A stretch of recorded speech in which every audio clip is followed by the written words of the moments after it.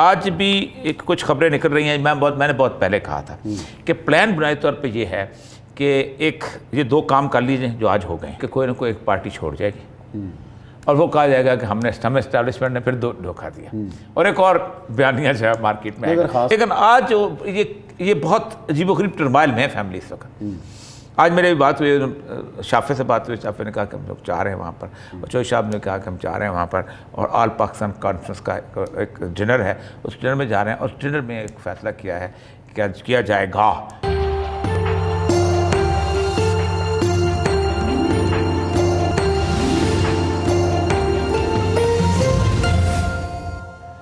جی ناظرین، بریک کے بعد آپ کو خوش آمدید کہیں گے۔ بریک کے جانے سے پہلے ایک سوال پوچھا تھا اوریہ صاحب سے۔ اوریہ صاحب، مسلم لیگ کاف جو ہے چودھری برادران کا بڑا نام ہے سیاست کے اندر، اور بڑا ایکا تھا ان کے درمیان، اور اتنے عرصے کے بعد اسٹیج پہ آ کے دونوں کے راستے جدا ہونا، فیملیز میں بچوں کا دباؤ ہوتا ہے کہ بچوں کے ہاتھوں والدین مجبور ہو جاتے ہیں کہ کوئی عمران خان کو پسند کرتا ہے تو کوئی نون لیگ کے ساتھ سیاست کرنا چاہتا ہے، یہ کیا ہے؟ نون لیگ کے ساتھ عمران خان کا پسند کرنے کی بات نہیں، بیسیکلی پاور گیم بڑی الہی اور جو حسین تو وجاہت کا بیٹا ہے نا جی، وجاہت چوہی شجاعت دیکھیں، چوہی ظہور اللہ کی فیملی اور ان کی چوہی منظور اللہ کی فیملی، ان کا مسئلہ ہے۔ چوہی منظور اللہ کی فیملی میں مونس لائی ہیں اور پرویز لائی ہیں، اور چوہی شجاعت صاحب جو ہے وہ اس کی کو ریپرزینٹ کرتے ہیں، لیکن چوہی شجاعت کو ایک فادر فگر کے طور پہ مجھے کہتے ہیں کہ فیصلے چوہی شجاعت کرتے ہیں، وہ ہمیشہ کرتے ہیں، لیکن اس کے باوجود بچوں میں لڑائی ہے چھوٹی موٹی، اور بڑی تلخ قسم کی لڑائی ہے، خاص قسم کی۔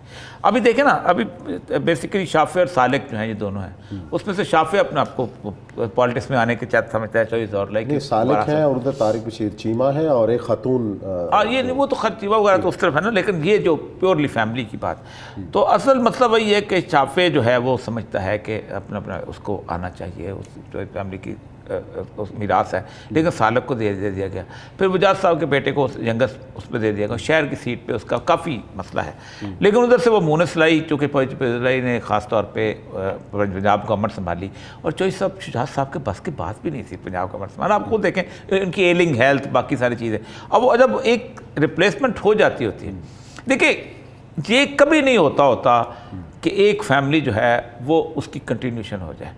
اب جو بلاول جو ہے بھٹو فیملی نہیں ہے، زرداری فیملی، ایون بے نظیر جو ہے وہ اس طرح کی بھٹو فیملی، تو پھر مرزا بھٹو کو ہونا چاہیے تھا کسی طور پر بھی۔ ابھی تو فاطمہ بھٹو اور ذوالفقار جونیئر وہ ختم ہو گیا، تو یہ چیزیں قسمت کے ساتھ سے چلتے ہیں، یہ اصل مسئلہ ہے۔ لیکن آج یہ بہت عجیب و غریب ٹرمائل میں ہے فیملی اس وقت۔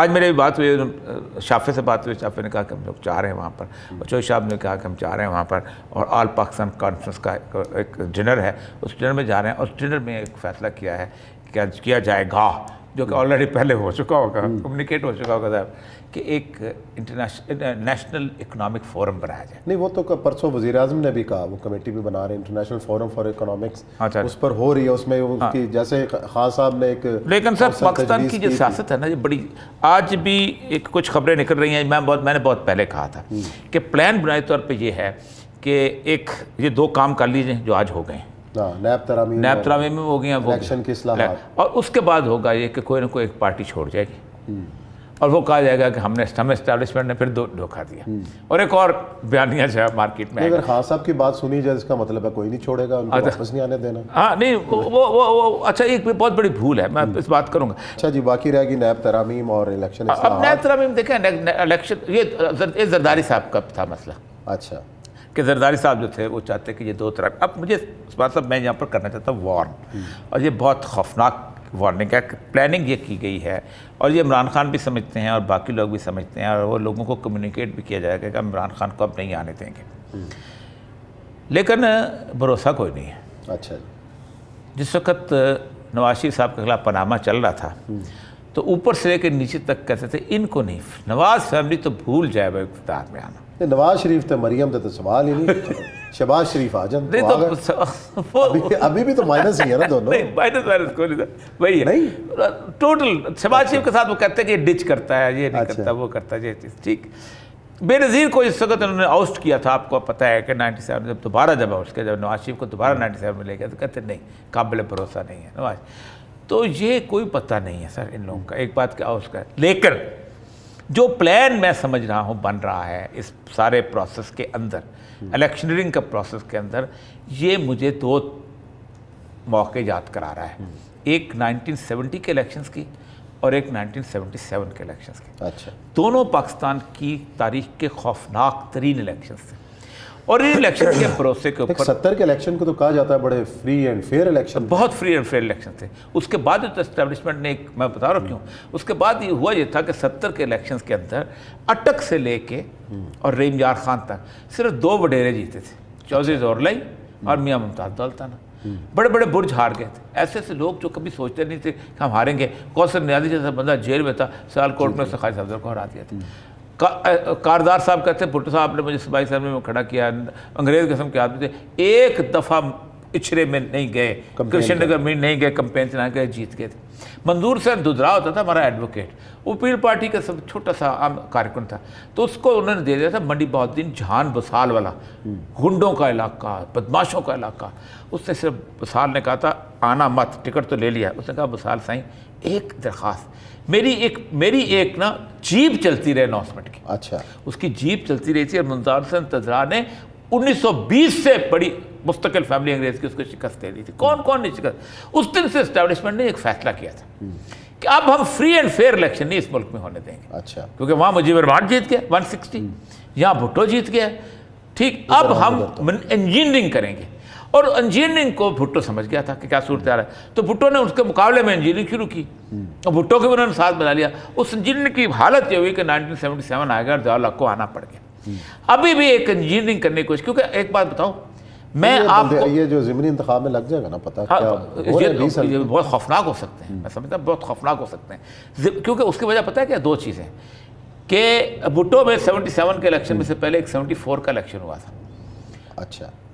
جس میں چودھری ظہورلائی کو گرفتار کیا گیا, کھاریاں الیکشن. اس الیکشن میں ایک عجیب و غریب خونی قسم کی صورتحال بنی تھی. مجھے یاد ہے بارک اللہ خان بیچارے کو, اور یہ سب شکور صاحب اور ظاہر اللہ وقاضی صاحب ہم لوگ کمپین کرنے جاتے ہیں, اور بھٹو نے حشر کر دیا تھا اس وقت کہ کیا جیتنا ہے, اور آگ لگا اور ویران کر پولنگ اسٹیشن سب کچھ. اور ظہورلائی چونکہ مکالے میں تھا, اس کو اٹھا کے کولو لے گئے. اگر پولنگ اسٹیشن, میں آج بھی کہہ رہا ہوں, میں 5 الیکشن کروائے ہوئے ہیں, میرے ساتھ جتنے بھی لوگ جنہوں نے الیکشن کروائے ہیں ان کو ساروں کو یہاں بٹھا دو, میں کسی دن لاؤں گا ان کو. پولنگ کے دن دھاندلی کرنا اب ناممکنات میں سے ہو چکا ہے. اچھا. ناممکنات میں سے ہو چکا. اگر یہ کرنے کا قابل ہوتے تو کبھی بھی پرویز مشرف کو 11 ووٹوں کی ضرورت نہ پڑتی پیٹریاٹ کی.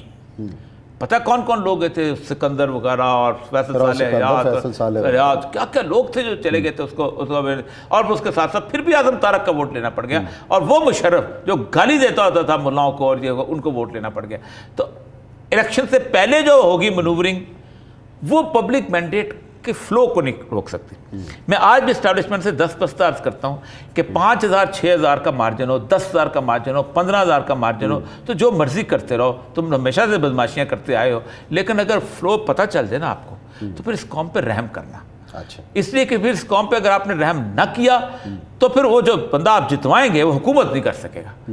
جس طرح 77 کے جو جیتے ہوئے لوگ تھے نا, اپنے نام کے ساتھ ایم این اے نہیں لکھتے آج, حالانکہ وہ جیتے تھے اور 4 مہینے میں M N A M P A رہے تھے.